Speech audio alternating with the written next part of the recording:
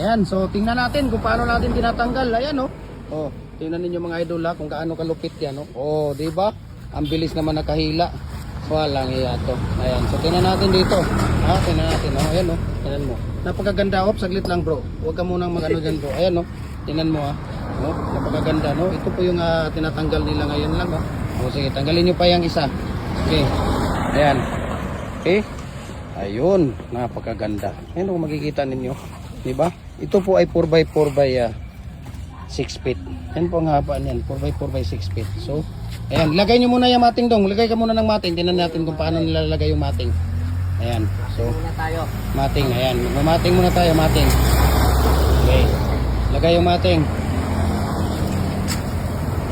Ayan, yan po ang nagpapatibay ng ating fence concrete po, no?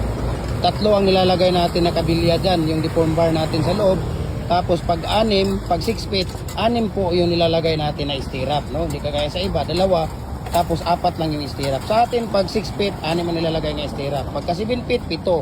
Pagka 8 feet, 8 na stirrup ang nilalagay natin, 3 deform bar para matibay, tigas at maaasahan. Dito lang kayo sa Gem Hardware, ang Kukulamber, ang Concrete Products, Kanito and Brands. Ayan, sa lahat po ng mga concrete products, dito lang kayo. Wala kayong ibang hanapin pa.